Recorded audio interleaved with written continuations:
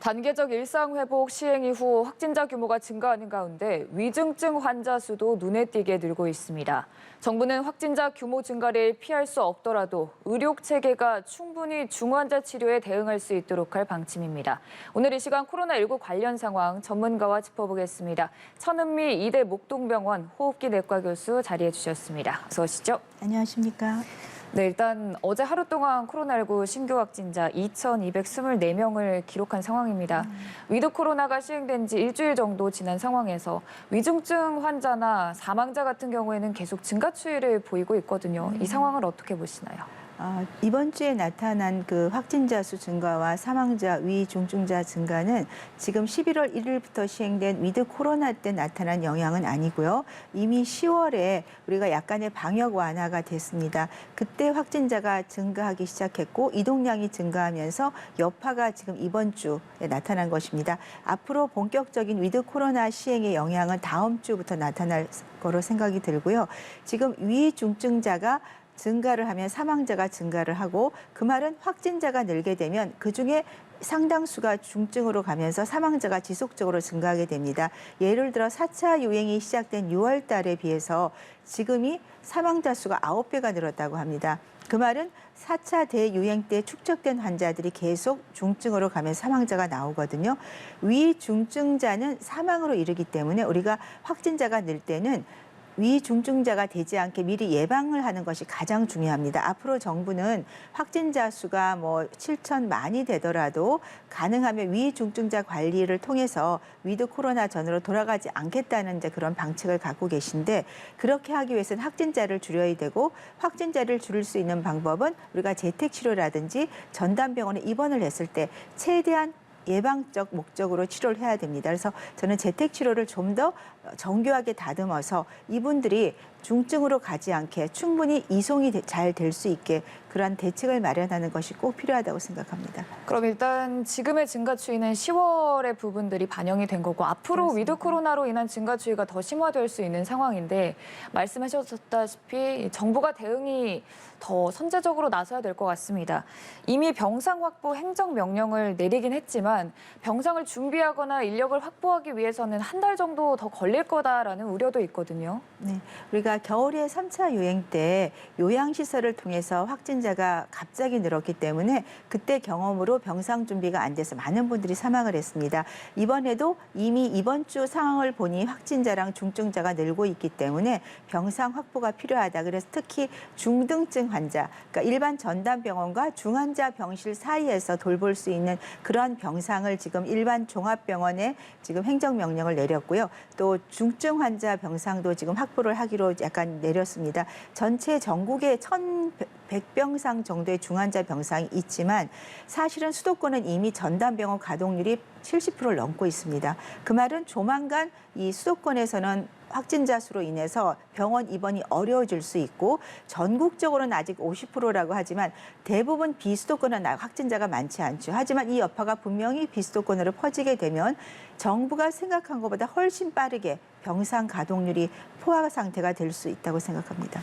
일단 병상 가동률이 포화 상태가 될 수 있다는 부분에 대해서 우려를 비춰주셨는데 여기서 더 나아가서 위기가 온다면 지금의 일상 회복을 중단할 수 있다고 정부가 단언을 한 상황입니다. 네. 교수님께서는 그 중단이 되는 시기까지 확진자 발생 규모 기준은 어느 정도로 보시나요? 정부는 초반에는 5,000명 정도로 생각을 했었습니다. 그리고 중환자 병상 가동률이 75%에 도달하면 비상 계획을 발동하겠다고 하셨는데요. 지금 7,000에서 10,000명까지 확진자가 늘더라도 중환자 관리가 된다면 위드 코로나를 지속을 할 그런 계획도 있는 것 같습니다. 하지만 확진자가 5,000명, 7,000명을 넘게 되면 그중에 1.5에서 2%가 중증 환자로 가기 때문에 지금의 400명이 아니라 1,000명을 훨씬 초과하게 되고 그러면 중환자 병상은 더 이상 가동을 할 수가 없습니다. 우리가 지금 만일에 중환자 병상이 80%가 가동이 된다면 일주일 이 되기 전에 이미 1,000병상을 초월하게 됩니다. 지금도 일주 간격에서 하루 간격으로 0.9%, 1%가 중환자가 늘고 있거든요. 그거를 고려한다면은 아마도 저는 5,000명 정도 확진자가 나오고 병상 가동률이 60%를 초과한다면은 전국적이 아니라 수도권 같이 합해서 저는 비상계획을 어느 정도 좀 준비를 해야 되고 비상계획, 그러니까 우리가 서킷 브레이크라 주가 때 쓰는 그걸 용어를 도입을 하셨는데 완전히 중단하는 것이 아니라 일상 회복의 단계도 단계적으로 하듯이 이 그 비상 계획도 한 단계, 2단계, 3단계씩으로 점차적으로 발동을 하는 것이 맞다고 생각합니다. 네.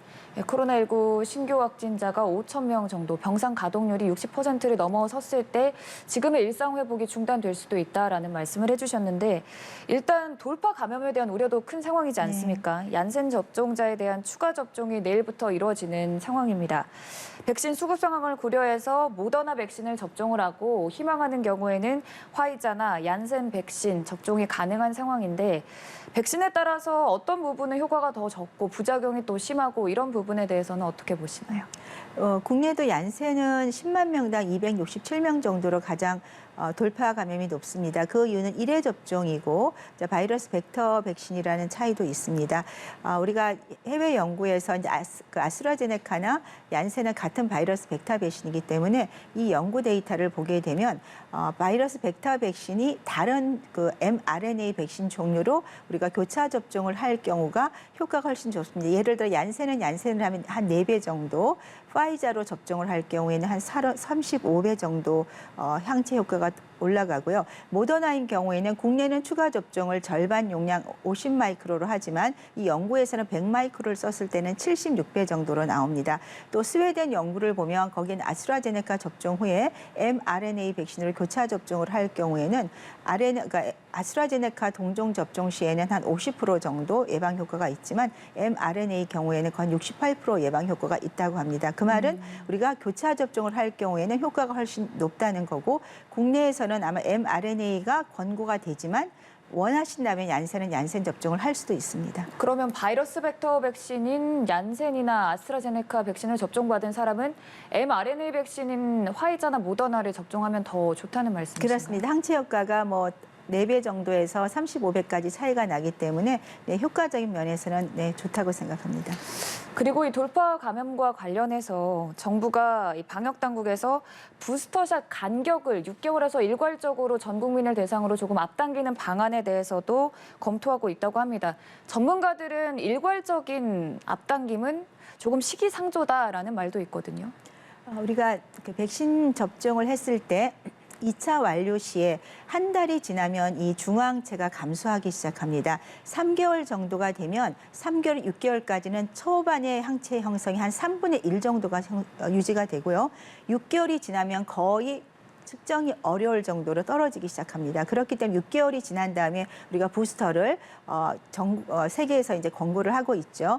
그런데 얀센 같은 경우는 사실은 2차 접종을 안 했기 때문에 2개월 이후부터 부스터샷이 필요가 한 것이고 가장 중요한 것은 우리가 항체는 떨어지게 되어 있습니다. 그러면 이걸 6개월마다 할 수는 없고요. 우리가 이미 백신 접종을 한 경우에는 중화항체는 떨어지겠지만 우리 몸에서는 만일에 바이러스가 체내에 들어온다면은 면역을 활성화시키는 기억을 하고 있거든요. 그렇기 때문에 일반적인 면역을 갖고 있는 건강한 분이라면 충분히 방어가 됩니다. 물론 돌파 감염은 당연히 될 수가 있겠죠.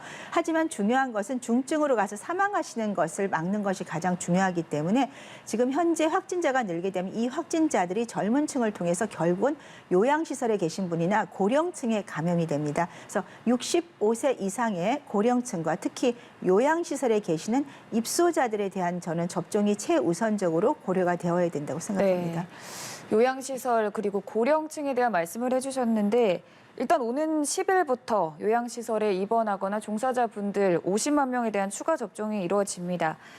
올해 2월 말에 아스트라제네카 백신을 필두로 일단 돌파 감염이 확산하고 있는 상황에서 추가 접종은 화이자나 모더나를 맞게 되는 건데 고령층, 기저질환자들과 또 백신 종류에 따른 연관관계는 있다고 보시는가요?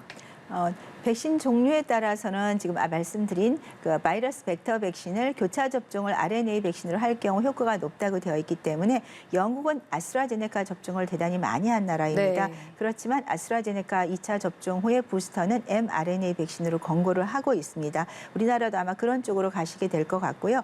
부작용 면에서는 큰 차이가 없습니다. 그리고 이제 고령층이라든지 면역이 조금 떨어진 분들은 백신 접종 후에 오는 부작용은 사실은 조금 더 약하게 오실 수가 있죠. 그 대신에 이제 면역 자체가 조금 약하기 때문에 항체 형성은 조금 적게 될 수 있다. 특히 65세 이상과 남성들 그리고 어떤 면역 저하자들은 항체 형성이 낮다는 면을 좀 고려를 해주시고 흡연자라든지 고혈압, 고지혈증, 당뇨 환자들은 특히나 본인이 2차 접종 부스터까지 하신 경우라도 일반인에 비해서는 분명히 항체가 떨어집니다. 그렇기 때문에 모임 자제라든지 방역 수칙을 지키는 것이 꼭 대단히 중요한 사항이라고 생각합니다.